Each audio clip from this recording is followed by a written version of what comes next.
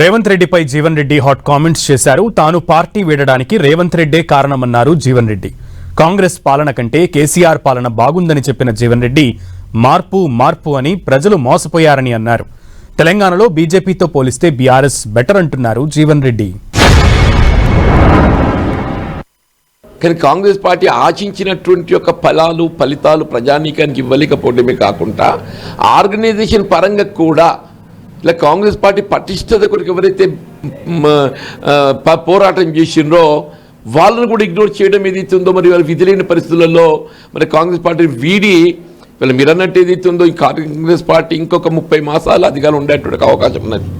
కానీ ఏదైతుందో 30 మాసాల అధికారం కంటే ఎక్కువ ఏదైతుందో ఈ 30 మాసాలు ప్రజల పక్షాలను నిలబడి పోరాటం చేయటము నేను బాధ్యత భావిస్తున్నాను. 23 ఎన్నికల్లో కేసీఆర్ గారి ప్రభుత్వం మార్పు కావాలని కోరుకోవడానికి 10 సంవత్సరాలు పట్టింది. ఆ మార్పు కావాలని కోరుకోవడానికి కూడా మరింత మెరుగైన పాలన పొందబోతాము కాంగ్రెస్ పార్టీ వస్తుందని చెప్పి భావించినాం.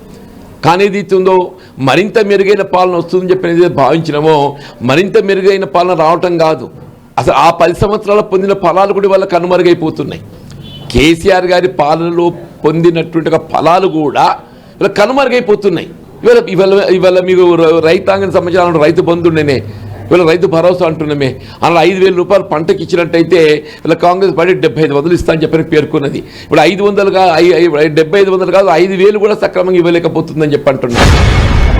డెఫినెట్గా కాంగ్రెస్ పాలన కాదు, రేవంత్ రెడ్డి గారి పాలన చూసిన తర్వాత ఏదైతుందో కేసీఆర్ ఇస్ మచ్ బెటర్.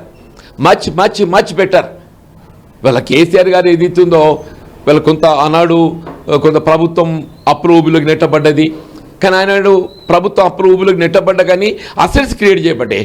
ఇలా ప్రభుత్వం ఏర్పడి దాదాపు 2.5 సంవత్సరాలు గడిచిపోతుంది. మీ ప్రాణం తెచ్చే వాళ్ళ ప్రాజెక్ట్ నిర్మాణం ఇంతవరకు అంకురార్పణ లేదు, ఆలోచన లేదు. ఇవాళ ఒకటి వల్ల ఏ కాంగ్రెస్ పార్టీ 4 దశాబ్దాల అనుబంధం కలిగి ఉండి కూడా వీళ్ళు అక్కడ హ్యూమిలేట్ చేయబడ్డనో మానసికంగా క్షోభ ఎదుర్కొని వీళ్ళ రాష్ట్రం, నా వ్యక్తిగతం కంటే రాష్ట్రం ఏదైతుందో మనం ఆశించిన ఫలాలు ఏవి కూడా కల్పించలేకపోతున్నాం. ఆ ఆశించిన ఫలాలు ఏవి కూడా కల్పించలేని పరిస్థితులలో మళ్ళీ తిరిగి ప్రజలు కోరుకుంటున్నారు కేసీఆర్ గారి పాలన కావాలని. ఇలా ప్రజలు కేసీఆర్ గారి పాలన కావాలని కోరుకుంటున్నారు. కాబట్టి ఏదైతుందో నేను బీఆర్ఎస్లో చేరాలనేటువంటి ఒక నిర్ణయం తీసుకోవడం జరుగుతుంది. ఏదైనా కాంగ్రెస్ పార్టీ అధిష్టానం ఆలోచన విధానానికి అనుగుణంగా రాష్ట్రంలో కాంగ్రెస్ పార్టీ పనిచేయడం జరగాలి. పార్టీ పరంగా ఆర్గనైజేషన్ పరంగా కూడా ఏదైతున్నదో అసలు మూల సిద్ధాంతాలను విభేదిస్తూ మూల సిద్ధాంతాలకు భిన్నంగా ఏకపక్ష నిర్ణయాలు తీసుకోవడంతో ఇవాళ పార్టీలో ఏదైతుందో మరి ఇవాళ తెలంగాణ కాంగ్రెస్ పార్టీ ఆరంభం నుండి పార్టీ పటిష్టత కృషి చేసినటువంటి ఒక నాయకులే కానీ కార్యకర్తలనే కానీ సీఎం రేవంత్ పోవాలి, మార్పు రావాలి అన్న జీవన్ రెడ్డి వ్యాఖ్యలకు TPCC chief Mahesh Kumar Goud counter ఇచ్చారు. రేవంత్ పోవాలి, మార్పు రావాలి అనడానికి జీవన్ రెడ్డి ఎవరని ప్రశ్నించారు. రేవంత్ రెడ్డిని ప్రజలు ఎన్నుకున్నారని, అలాంటి వ్యక్తిని పోవాలి అనడానికి జీవన్ రెడ్డికి అధికారం ఎక్కడదని ఫైర్ అయ్యారు. జీవన్ రెడ్డికి కాంగ్రెస్ ఎంతో చేసిందన్నారు టీపీసీసీ చీఫ్.